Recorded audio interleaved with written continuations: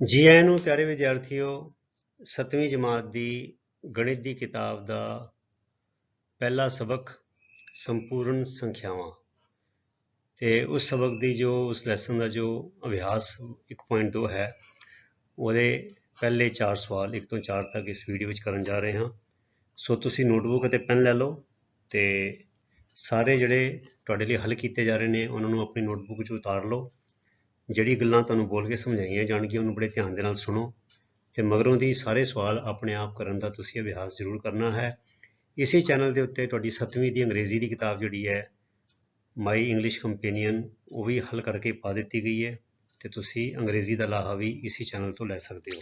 ਸੋ ਸ਼ੁਰੂ ਕਰੀਏ 4 ਸਵਾਲ। ਬੱਚਿਓ ਅੱਗੇ ਵਧਣ ਤੋਂ ਪਹਿਲੇ ਮੈਂ ਕੁਝ ਤੁਹਾਨੂੰ ਨੁਕਤੇ ਦੱਸ ਦਵਾਂ ਤੇ ਜਦੋਂ ਇਦਾਂ ਕੋਈ ਹੋਵੇ ਇੱਥੇ ਜਮਾ ਹੋਵੇ ਬ੍ਰੈਕਟ ਵਿੱਚ ਜਮਾ ਹੋਵੇ ਤੇ ਜਮਾ ਜਮਾ ਜਮਾ ਰਹਿੰਦਾ ਹੈ ਬਰਾਬਰ 7 ਤੇ ਜੇ ਜਮਾ ਦਾ ਨਿਸ਼ਾਨ ਨਹੀਂ ਹੈਗਾ ਤੇ ਇਹਦਾ ਮਤਲਬ ਕਿ ਉਹ ਜਮਾ ਦਾ ਨਿਸ਼ਾਨ ਹੈ। ਇਹਦੀ ਜਗ੍ਹਾ ਅਸੀਂ ਜਮਾ ਦਾ ਨਿਸ਼ਾਨ ਹਟਾ ਕੇ ਜਮਾ 7 ਨੂੰ ਅਸੀਂ ਕੱਲਾ 7 ਵੀ ਲਿਖ ਸਕਦੇ ਹਾਂ। ਠੀਕ ਹੈ ਤੇ ਜੇ ਦੋਨੋਂ ਰਿਣਾਤਮਕ ਹੋਣ ਇਹ ਕਿੱਥੇ ਹੈ ਇਹ ਘਟਾ ਦਾ ਨਿਸ਼ਾਨ ਹੈ ਇਹ ਵੀ ਘਟਾ ਦਾ ਨਿਸ਼ਾਨ ਹੈ। ਸੋ ਇਹ ਘਟਾ ਦਾ ਨਿਸ਼ਾਨ ਦੂਜੇ ਘਟਾ ਦਾ ਨਿਸ਼ਾਨ ਗੁਣਾ ਹੁੰਦਾ ਹੈ ਬ੍ਰੈਕਟ ਖੋਲਦੇ ਹਾਂ ਤੇ ਇਹ ਜਮਾ ਬਣ ਜਾਂਦਾ ਹੈ ਇਹ ਧਨਾਤਮਕ ਬਣ ਜਾਂਦਾ ਹੈ। ਠੀਕ ਹੈ ਪਲੱਸ ਦਾ ਸਾਈਨ ਬਣ ਜਾਂਦਾ ਹੈ ਤੇ ਫਿਰ ਇਹ ਵੀ 7 ਦੇ ਬਰਾਬਰ ਹੈ। ਇਹ ਧਿਆਨ ਰੱਖਣਾ ਹੈ ਜਮਾ ਜਮਾ ਕੱਲਾ ਉਹੀ ਜਮਾ ਰਹੇਗਾ ਤੇ ਘਟਾ ਘਟਾ ਜੇ ਦੋ ਹੋਣਗੇ ਤੇ ਤਾਂ ਵੀ ਜਮਾ ਰਹੇਗਾ ਤੇ ਇੱਥੇ ਜਮਾ ਹੋਵੇ ਤੇ ਇੱਥੇ ਘਟਾ ਹੋਵੇ ਤੇ ਮਾਈਨਸ ਆਏਗਾ ਰਿਣਾਤਮਕ ਆਏਗਾ ਤੇ ਜੇ ਬਾਹਰ ਮਾਈਨਸ ਹੋਵੇ ਅੰਦਰ ਪਲੱਸ ਹੋਵੇ ਇੱਥੇ ਰਿਣਾਤਮਕ ਹੋ ਗਏ ਇੱਥੇ ਧਨਾਤਮਕ ਹੋਵੇ ਤਾਂ ਵੀ ਮਾਈਨਸ ਆਏਗਾ। ਜੇ ਤੁਸੀਂ ਇਹ ਗੱਲ ਚੰਗੀ ਤਰ੍ਹਾਂ ਸਮਝ ਲਓਗੇ ਤੇ ਤੁਹਾਨੂੰ ਇਹ ਸਵਾਲ ਕਰਨੇ ਬੜੇ ਸੌਖੇ ਹੋ ਜਾਣਗੇ। ਜਮਾ ਜਮਾ ਦਾ ਮਤਲਬ ਹੈ ਜਮਾ ਘਟਾ ਘਟਾ ਦਾ ਮਤਲਬ ਹੈ ਘਟਾ ਇੱਕ ਜਮਾ ਇੱਕ ਘਟਾ ਜਾਂ ਇੱਕ ਘਟਾ ਇੱਕ ਜਮਾ ਇਦਾਂ ਹੋਵੇ ਤੇ ਉਹ ਆਏਗਾ ਰਿਣਾਤਮਕ ਆ ਜਾਏਗਾ -7 -7। 7 में एक उदाहरण लिया 7 की जगह कोई भी संख्या हो सकती है 1 हो सकता है 2 3 4 5 हज़ार 2000 ਲੱਖ कुछ भी हो सकता है। ठीक है ਅੱਗੇ ਚਲੀਏ ਹੁਣ ਜੇ ਇਦਾਂ ਹੈ ਮੰਨ ਲਓ ਜੇ 6 ਜਮਾ ਜਾਂ ਇਦਾਂ ਹੈਗਾ ਤੇ ਇਹ ਦੇਖੋ ਸੀ ਇਹ ਕੀ ਸੀ ਜਮਾ ਦਾ ਜਮਾ ਤੁਹਾਨੂੰ ਕਿਹਾ ਸੀ ਜਮਾ ਰਹੇਗਾ 6 ਜਮਾ 7 13 ਹੋ ਜਾਏਗਾ। ਹੁਣ ਦੇਖੋ ਫਿਰ ਇੱਥੇ ਵੀ ਇਦਾਂ ਇੱਥੇ ਮੰਨ ਲਓ ਮੋਰੇ 6 ਹੈਗਾ ਇੱਥੇ ਰਿਣਾਤਮਕ ਹੈ ਇੱਥੇ ਰਿਣਾਤਮਕ ਹੈ ਤੇ ਤੁਹਾਨੂੰ ਉਹਨੇ ਕੀ ਦੱਸਿਆ ਪਹਿਲੇ ਦੋਨੋਂ ਜੇ ऋणात्मक होंगे माइनस होंगे तो प्लस हो जाएगा जमा 7 13 हो जाएगा। ठीक है तो जे इतने जमा है इतने माइनस है तो यदा नतीजा की माइनस आएगा। देखो तो माइनस 6 चो 7 गया ऋणात्मक 1 7 चो 6 गया ऋणात्मक 7 चो 6 गया धनात्मक 1 तो 6 चो 7 गया ऋणात्मक 1। ठीक है ना यह तो तुम्हें पता ही होना है। सो 6 इतने ऋणात्मक है इतने धनात्मक है घटा तो जमा तो माइनस आ जाएगा 6 चो 7 गया ऋणात्मक 1 7 चो 6 जाए तो धनात्मक 1 6 चो 7 जाए जे छोटी संख्या चो वड्डी संख्या घटा रहे हैं तो की करना है ये मोरे घटाओ का निशान आएगा ऋणात्मक चिन्ह आएगा। ठीक है वड्डी जो छोटी नूं घटा दो तो अगे ऋणात्मक का चिन्ह लगा दो जे छोटी तो वड्डी नूं घटाउण नूं कहा जा रहा है। ठीक है अगे चलिए हुण देखो इदां देखिए जे इत्थे इत्थे नैगेटिव हो गए इत्थे घटा हो गए तो बस वही कर देना इत्थे तो घटा रहेगा ही रहेगा क्योंकि इन्हों तो कुछ छेड़े ही नहीं आप इत्थे कुछ है ही नहीं तो यह जमा जमा यह जमा हो जाएगा घटा घटा जमा हो जाएगा जमा घटा घटा हो जाएगा घटा जमा घटा हो जाएगा। सो देखो ऋणात्मक 6 जे दोनों के चिन्ह बराबर हो दोनों के चिन्ह इक्को जे होण ते की करीदा है जोड़ दईदा है तो जिहड़ा चिन्ह लगा होवे वो ला दईदा है तो इत्थे दोनों जगह माइनस हैगा सो इत्थे घटा 13 यह भी देखो इो घटा 6 घटा 7 दोनों ने जोड़िया 13 तो घटा घटा करके इत्थे ऋणात्मक का चिन्ह लग गया। हुण देखो इत्थे माइनस है इत्थे 7 जमा 7 वड्डा है तो ये मोरे जमा का निशान है तो ये मोरे घटा का निशान है तो 7 चो 6 गया 1 इत्थे भी 7 चो 6 गया 1। ਇਹ ਜਿਹੜੀ ਚੀਜ਼ਾਂ ਨੇ ਇਹਨਾਂ ਨੂੰ ਨੋਟ ਕਰਕੇ ਇਹਦਾ ਚੰਗੀ ਤਰ੍ਹਾਂ ਅਭਿਆਸ ਕਰ ਲਵੋ ਤੇ ਜਿਹੜੇ ਅਸੀਂ ਸਵਾਲ ਹੁਣ ਅੱਗੇ ਕਰਾਂਗੇ ਉਹ ਤੁਹਾਡੇ ਲਈ ਬੜੇ ਸੌਖੇ ਹੋ ਜਾਣਗੇ। ਆਓ ਦੇਖੋ ਪਹਿਲਾਂ ਦੇਖੋ ਉਹ ਸਵਾਲ ਆ ਗਏ ਕਹਿੰਦੇ ਮੁੱਲ ਪਤਾ ਕਰੋ ਇਹ ਤੇ ਬੜੇ ਸੌਖੇ ਨੇ ਬੱਚਿਓ 32 ਜਮਾ 15 ਇਹ ਤੇ ਸਿੱਧੇ ਹੀ ਦੋਨੋਂ ਜਮਾ ਨੇ ਜਮਾ ਕਰਤਾ 47 ਆ ਗਿਆ 5 और 2 7 1 और 3 4 ਇਹ ਦੇਖੋ वही गल आ गई ना जमा और घटा की हो जाएगा घटा हो जाएगा 17 चो 18 गया घटा 1 क्योंकि 17 छोटा है 18 ਵੱਡਾ है तो 17 चो 18 जाता नहीं तो असं की करें 18 चो 17 घटा के अगे माइनस का चिन्ह ऋणात्मक ला देंगे ਇਹ ਦੇਖੋ ਹੁਣ ਇੱਥੇ ਮਾਈਨਸ, ਇੱਥੇ ਕੁਛ ਨਹੀਂ ਹੈਗਾ, ਇੱਥੇ ਪਲੱਸ ਹੈ ਬਾਹਰ। ਜੇ ਪਲੱਸ ਇੱਥੇ ਕੁਛ ਨਹੀਂ ਲਿਖਿਆ ਹੋਇਆ ਇਹਦਾ ਮਤਲਬ ਕਿ ਇਹ ਜਮਾ ਹੈ। ਬ੍ਰੈਕਟ ਦੇ ਬਾਹਰ ਕੁਛ ਨਹੀਂ ਲਿਖਿਆ ਹੋਇਆ, ਇਹ ਨਾ ਬ੍ਰੈਕਟ ਦੇ ਬਾਹਰ ਕੁਛ ਨਹੀਂ ਲਿਖਿਆ ਹੋਇਆ। ਜੇ ਕੁਛ ਨਹੀਂ ਲਿਖਿਆ ਇਹਦਾ ਮਤਲਬ ਕਿ ਜਮਾ ਹੈ। ਸੋ ਜਮਾ ਗੁਣਾ ਘਟਾ ਕੀ ਹੁੰਦਾ ਹੈ? ਮਾਈਨਸ।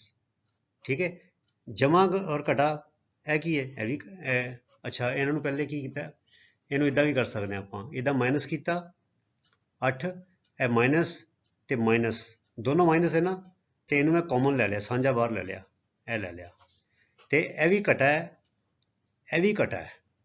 ਤੇ ਜਦੋਂ ਦੋਨੋਂ ਚਿੰਨ੍ਹ ਬਰਾਬਰ ਹੋਣ, ਇਹ ਦੇਖੋ ਜੇ ਮੈਂ ਜਮਾ ਔਰ ਘਟਾ ਹਟਾ, ਇਹ ਜਮਾ ਔਰ ਘਟਾ ਕਿਹਦੇ ਬਰਾਬਰ ਆ ਜਾਏਗਾ? ਘਟਾ ਦੇ ਬਰਾਬਰ ਆ ਜਾਏਗਾ। ਸੋ ਘਟਾ 8 ਘਟਾ 11 ਦੋਨੋਂ ਚਿੰਨ੍ਹ ਬਰਾਬਰ ਆ ਜਾਣਗੇ, तो 11 और 8 19 ਤੇ ਮੋਰੇ ਲੱਗ ਜਾਏਗਾ ਘਟਾ ਦਾ ਨਿਸ਼ਾਨ ਲੱਗ ਜਾਏਗਾ।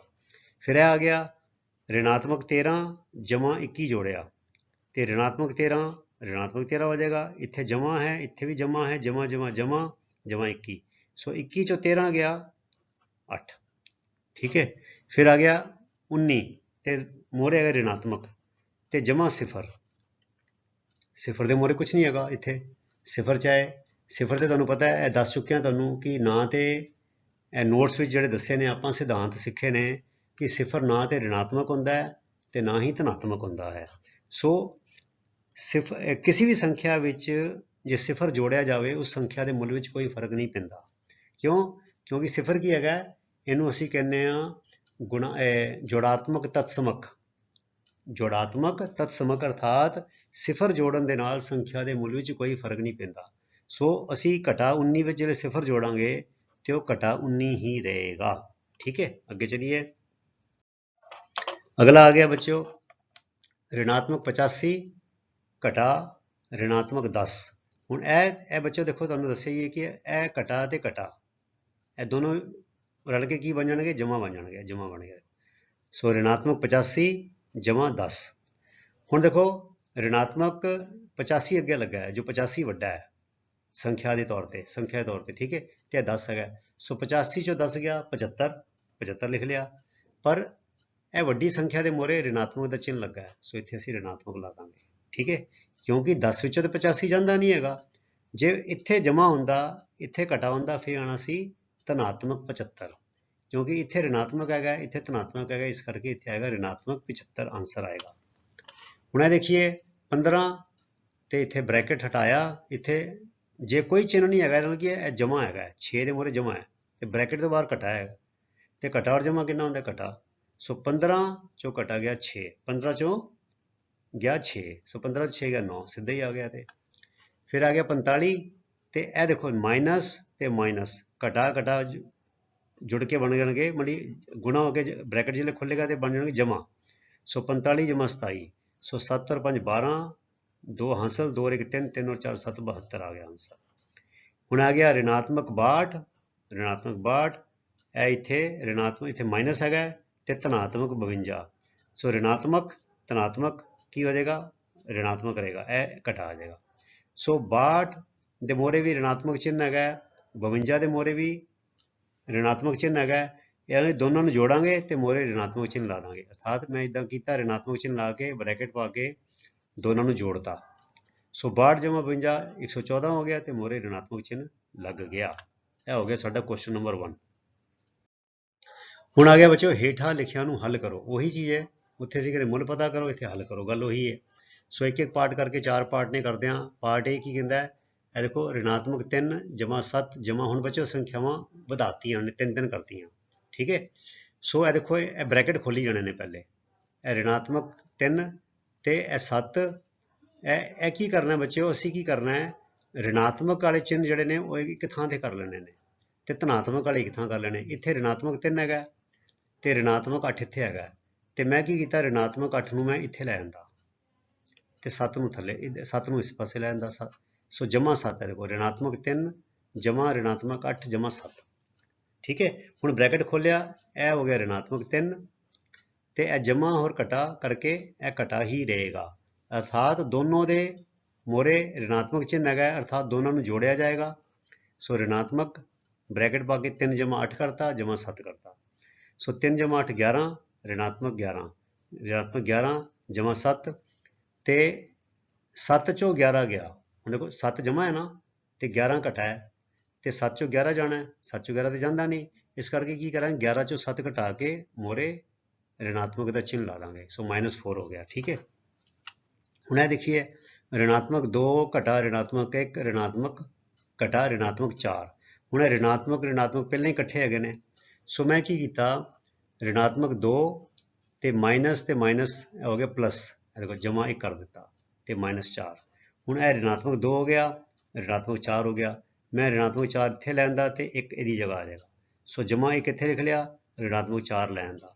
ਹੁਣ ऋणात्मक 2 ਤੇ ऋणात्मक 4 ਜਿਹੜੇ ਜੋੜੇ ਤੇ ਇਹ ਬਣ ਗਏ 4 ਔਰ 2 6, ਮੋਰੇ ऋणात्मक 6 ਆ ਗਿਆ ਤੇ ਜਮਾ 5।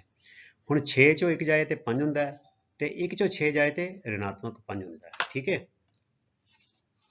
ਅੱਗੇ ਦੇਖੀਏ 8 ਜਮਾ ऋणात्मक 7 ਘਟਾ ऋणात्मक 6। ਹੁਣ ਇਹਨੂੰ ਕਿੱਦਾਂ ਕਰਾਂਗੇ 8 ਤੇ ਇਦਾਂ ਦਾ ਇੱਦਾਂ ਰਹੇਗਾ, ਜਮਾ ਹੋਰ ਘਟਾ ऋणात्मक ਮਾਈਨਸ ਹੋ ਗਿਆ ਤੇ ਮਾਈਨਸ ਔਰ ਮਾਈਨਸ ਪਲੱਸ ਹੋ ਗਿਆ। ਠੀਕ ਹੈ, ਹੁਣ ਇਹ ਪਲੱਸ ਹੋ ਗਿਆ, ਇਹ ਮਾਈਨਸ ਹੈ, ਮੈਂ ਪਲੱਸ ਵਾਲੇ ਨੂੰ ਇੱਥੇ ਲੈ ਆਂਦਾ, ਮਾਈਨਸ ਵਾਲੇ ਨੂੰ ਇੱਥੇ ਲੈ ਆਂਦਾ।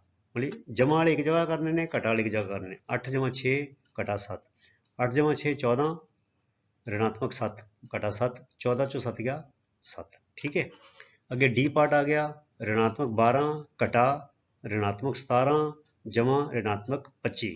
ਹੁਣ ਬ੍ਰੈਕਟ ਖੋਲੇ, ਇਹ ਹੋ ਗਿਆ ऋणात्मक 12 ਦਾ ਇੱਦਾਂ ਹੀ ਰਹੇਗਾ ਤੇ ਇਹ ਦੇਖੋ ਇਹ ਘਟਾ ਤੇ ਘਟਾ ਇਹ ਦੋਨੋਂ ਗੁਣਾ ਹੋ ਕੇ ਕੀ ਹੋ ਜਾਣਗੇ, ਜਿਹੜੇ ਬ੍ਰੈਕਟ ਖੁੱਲੇਗਾ ਜਮਾ ਹੋ ਜਾਣਗੇ, ਜਮਾ 17 ਹੋ ਗਿਆ ਤੇ ਇਹ ਜਮਾ ਤੇ ਘਟਾ, ਜਮਾ ਔਰ ਘਟਾ ਕੀ ਹੋ ਜਾਏਗਾ ਮਾਈਨਸ ਹੋ ਜਾਏਗਾ, -25 ਹੋ ਗਿਆ।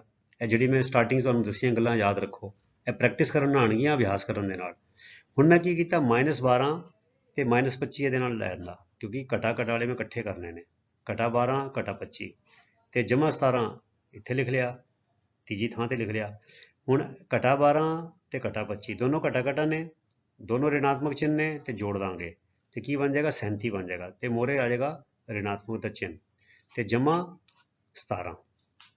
ਹੁਣ 37 ਚੋਂ 17 ਜਾਏ ਤੇ 20 ਹੁੰਦਾ ਹੈ ਤੇ ਜੇ 17 ਚੋਂ 37 ਜਾਏ ਫਿਰ ऋणात्मक 20 ਹੁੰਦਾ ਹੈ। ਤੇ ਆ ਗਿਆ ਸਾਡਾ ਦੂਜਾ ਸਵਾਲ। ਹੁਣ ਆ ਗਿਆ ਸਵਾਲ ਨੰਬਰ 3, ਮੁੱਲ ਪਤਾ ਕਰੋ। ਸੋ 15 ਘਟਾ ऋणात्मक 5 ਜਮਾ 12 ਜਮਾ ऋणात्मक 8 ਜਮਾ 3, ਇਹਨਾਂ ਨੂੰ ਸੰਖਿਆਵਾਂ ਹੋਰ ਵਧਾਤੀਆਂ। ਮਤਲਬ ਕਿ ਪੜਾਅ ਦਰ ਪੜਾਅ ਸਵਾਲ ਥੋੜੇ ਔਖੇ ਕਰਦੇ ਪਏ ਨੇ ਤਾਂ ਕਿ ਸਾਡਾ ਅਭਿਆਸ ਵਧੀਆ ਹੋ ਜਾਏ। ਬੱਚੋ ਕਰਨਾ ਉਦਾਂ ਹੀ ਹੈ, ਪਹਿਲੇ ਬ੍ਰੈਕਟ ਖੋਲਣੇ ਨੇ, ਫਿਰ ਜਮਾ ਵਾਲੇ ਇੱਕ ਥਾਂ ਕਰਨੇ ਨੇ, ਘਟਾ ਵਾਲੇ ਇੱਕ ਥਾਂ ਕਰਨੇ ਨੇ। ਇਹ ਬ੍ਰੈਕਟ ਖੋਲਿਆ ਜਿਲੇ ਘਟਾ ਤੇ ਘਟਾ ਜਮਾ ਹੋ ਗਿਆ, ਜਮਾ 5 ਹੋ ਗਿਆ, ਜਮਾ 12 ਇਦਾਂ ਹੀ ਹੈਗਾ, ਜਮਾ ਤੇ ਘਟਾ ਅਗਰ ਇੱਕ ਜਮਾ ਇੱਕ ਘਟਾ ਹੋਵੇ ਤੇ ਘਟਾ ਹੋ ਜਾਂਦਾ ਹੈ, ਸੋ ਘਟਾ 8, ਜਮਾ ਤੇ ਘਟਾ ਤੇ ਫਿਰ ਘਟਾ ਆ ਜਾਏਗਾ ਘਟਾ 3। ਠੀਕ ਹੈ, ਹੁਣ ਜਮਾ ਵਾਲੇ ਪਹਿਲਾਂ ਹੀ ਇਕੱਠੇ ਹੋ ਗਏ ਤੇ ਘਟਾ ਵਾਲੇ ਇੱਥੇ ਇਕੱਠੇ ਹੋ ਗਏ, ਸੋ 15 ਜਮਾ 5 20, 20 ਜਮਾ 12 32, ਇਹ 32 ਆ ਗਿਆ ਤੇ 8 ਔਰ 3 11 ਤੇ ਮੋਰੇ ਦੋਨਾਂ ਦੇ ਨੈਗੇਟਿਵ ਚਾਈਨ ਹੈਗਾ, ਸੋ -11, ਸੋ 32 ਚੋਂ 11 ਗਿਆ 21, ਇਹ ਆ ਗਿਆ ਆਨਸਰ। ਬੱਚੇ ਸਾਰੇ ਆਪ ਕਰੋਗੇ ਨਾ ਜਿਲੇ ਇੱਕ ਇੱਕ ਕਰਕੇ ਤੇ ਤੁਹਾਨੂੰ ਬੜੇ ਸੌਖੇ ਲੱਗਣਗੇ।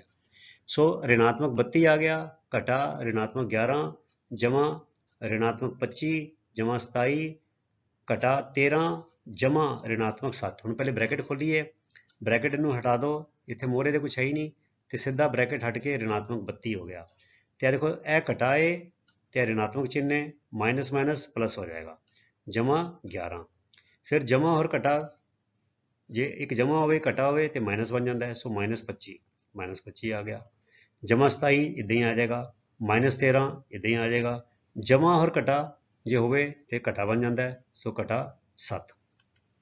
हुण असीं की करें एडजस्ट करांगे, जमा वाले पहले एक पासे कर लिया, देखो जमा 11 है इत्थे लिख लिया, फिर जमा 27 है, जमा 27 लिख लिया, सो जमा वाले दो ही ने, सिर्फ एक धनात्मक वाले दो ही ने, एक 11 है एक 27 है।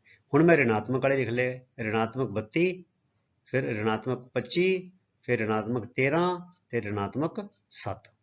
हुण जिले धनात्मक नूं जोड़िया 11 और 27 कितना हो गया 38 हो गया, तो जिले 32 और 25 और 13 और 7 नूं जोड़िया, देखो यह भी ऋणात्मक, यह भी ऋणात्मक, यह भी ऋणात्मक, यह भी ऋणात्मक, यह सारे नूं जोड़ के मोरे ऋणात्मक चिन्ह लग जाएगा। 13 और 7 20 हो गया, 20 और 25 45 हो गया, 45 और 32 77 हो गया, सो घटा 77। सो 77 चो 38 कड्ढे तो 39 बनता है, पर जे 38 चो 77 कड्ढना पे फिर ऋणात्मक 39 बन गया। ठीक है, अगे चलिए सी और डी पार्ट देखिए ਹੁਣ देखो 160 जमा ऋणात्मक 150 जमा ऋणात्मक 130 कटा ऋणात्मक 100। ਹੁਣ ब्रैकेट खोलिए पहले 160 का 160 जमा और कटा तो की हो जाएगा माइनस हो जाएगा, कटा हो जाएगा 150 जमा और कटा फिर कटा हो जाएगा कटा 130 कटा और कटा जमा हो जाएगा जमा 100 हो गया।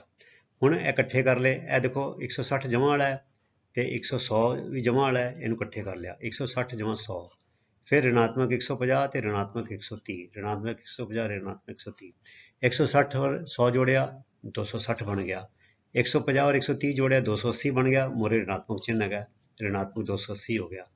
ਹੁਣ देखो 280 ਚੋਂ 260 ਜਾਏ ਤੇ ਬਣਦਾ 20 ਤੇ ਜੇ 260 ਚੋਂ 280 ਜਾਏ ਫਿਰ ਬਣਦਾ ऋणात्मक 20, सो नेगेटिव आ गया। ठीक है, फिर आएगा 25 घटा ऋणात्मक 15 जमा ऋणात्मक 12 जमा 21 घटा 65 फिर घटा ऋणात्मक 38। हम ब्रैकेट खोलिए पहले 25 का 25 ते घटा और घटा जमा हो गया जमा 15।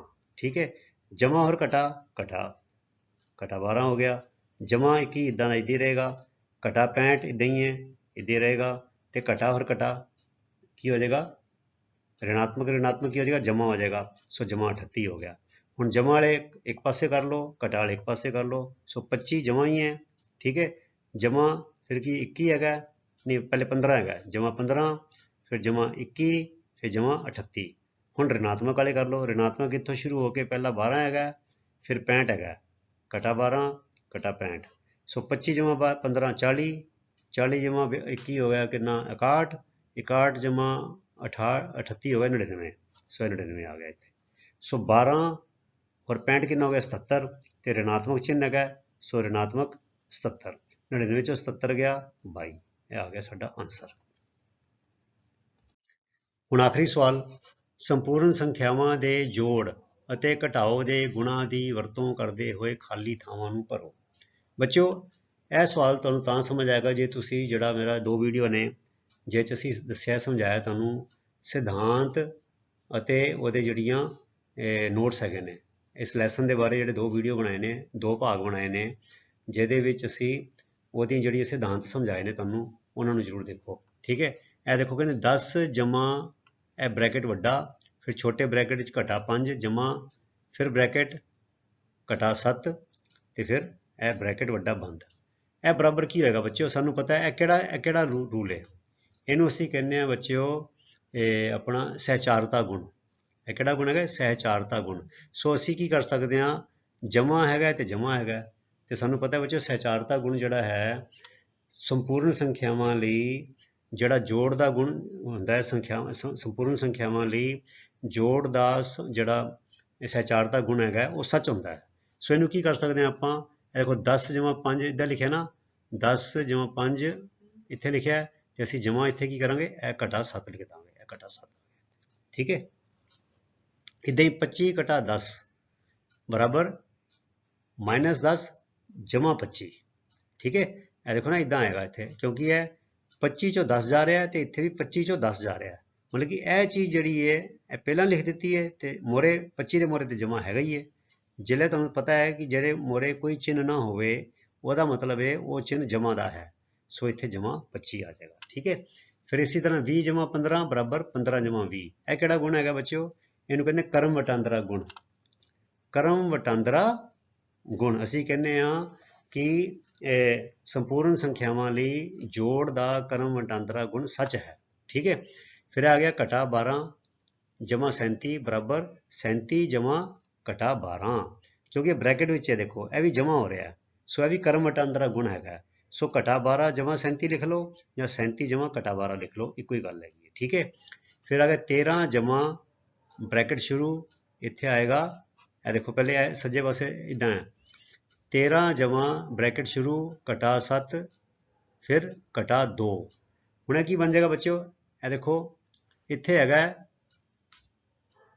ਇਹ ਹੋ ਗਿਆ ਤੁਹਾਡਾ, ਇਹ ਅਸੀਂ ਇਹਨੂੰ ਬਰਾਬਰ ਕਰਨਾ ਹੈ, ਖੱਬੇ ਪਾਸੇ ਨੂੰ ਸੱਜਾ ਪਾਸਾ ਕਰਨਾ ਹੈ। ਠੀਕ ਹੈ, ਇੱਥੇ ਘਟਾ 7 ਹੈ ਤੇ ਇੱਥੇ ਘਟਾ 2 ਹੈ, ਸੋ 13 ਜਮਾ ਘਟਾ 7 ਇਹ ਇੱਧਰ ਆ ਗਿਆ, ਇਹ ਬ੍ਰੈਕਟ ਇੱਦਾਂ ਪਾਤਾ ਤੇ ਜਮਾ ਫਿਰ ਇਹ ਘਟਾ 2, ਕਿਉਂਕਿ ਘਟਾ 2 ਨੂੰ ਇਕੱਠਾ ਰੱਖ ਲਿਆ ਤੇ ਅਸੀਂ ਇੱਥੇ ਜਮਾ ਪਾਤਾ, ਇਹ ਜਮਾ ਘਟਾ 2। ਇਹ ਵੀ ਕਿਹੜਾ ਗੁਣ ਹੈ ਬੱਚਿਓ? ਇਹਨੂੰ ਅਸੀਂ ਕਹਿੰਦੇ ਹਾਂ ਸਹਿਚਾਰਤਾ ਗੁਣ। ਇਹ ਦੇਖੋ ਇੱਥੇ ਵੀ ਜਮਾ ਹੈ, ਇੱਥੇ ਵੀ ਜਮਾ ਹੈ, ਠੀਕ ਹੈ। ਹੁਣ ਇੱਥੇ ਘਟਾ ਹੈਗਾ ਤੇ ਇਹਦਾ ਘਟਾ ਦਾ ਕੀ ਤਰੀਕਾ ਜਮਾ ਲਿਆਉਣ ਦਾ? ਇਹਨੂੰ ਪਾ ਦਿਓ ਬ੍ਰੈਕਟ ਤੇ ਮੋਹਰੇ ਲਾ ਦਿਓ ਜਮਾ, ਤੇ ਇਹ ਬਣ ਗਿਆ ਸਹਿਚਾਰਤਾ ਗੁਣ, ਠੀਕ ਹੈ। 3 ਆ ਗਏ ਨਾ, 1 2 3, 1 2 3, ਠੀਕ ਹੈ। ਸੋ ਜਦੋਂ ਘਟਾ ਹੋਵੇ, ਘਟਾ ਨੂੰ ਸੰਖਿਆ ਨਾਲ ਲਿਖ ਕੇ ਉੱਤੇ ਬ੍ਰੈਕਟ ਪਾ ਲਓ ਤੇ ਮੋਹਰੇ ਅਸੀਂ ਜਮਾ ਕਰ ਸਕਦੇ ਹਾਂ, ਤੇ ਇਹ ਬਣ ਜਾਂਦਾ ਸਾਡਾ ਸਹਿਚਾਰਤਾ ਗੁਣ। ਤੇ ਸਾਨੂੰ ਪਤਾ ਹੈ ਕਿ ਸੰਪੂਰਨ ਸੰਖਿਆਵਾਂ ਲਈ ਜੋੜ ਦਾ ਸਹਿਚਾਰਤਾ ਗੁਣ ਸੱਚ ਹੈ, ਠੀਕ ਹੈ। ਫਿਰ ਆ ਗਿਆ ਘਟਾ 17 ਜਮਾ 0 ਬਰਾਬਰ ਘਟਾ 17। ਇਹ ਦੇਖੋ ਕਿਉਂਕਿ ਘਟਾ 17 ਤੇ ਬਰਾਬਰ ਕਿਹਦੇ ਬਰਾਬਰ ਹੈ? ਘਟਾ 17 ਦੇ ਬਰਾਬਰ ਹੈ। ਇੱਥੇ ਕੀ ਆਏਗਾ? ਇੱਥੇ 0 ਆਏਗਾ। ਕਿਉਂ ਬੱਚਿਓ? ਇਹਦਾ ਜੇ ਜਵਾਬ ਪੁੱਛਣਾ ਹੋਵੇ ਓਰਲ ਵਿੱਚ ਜਾਂ ਕਿਤੇ ਤੁਹਾਨੂੰ ਜ਼ਬਾਨੀ ਜਾਂ ਇਹ ਕਿਤੇ ਲਿਖਤੀ ਆ ਜਾਏ ਵੀ ਇਹਦਾ ਕਾਰਨ ਦੱਸੋ ਕੀ ਹੈ, ਇਹ ਕਿਹੜਾ ਗੁਣ ਹੈਗਾ, ਤੇ ਇਹਨੂੰ ਕਹਾਂਗੇ ਜੋੜਾਤਮਕ ਤਤਸਮਕ।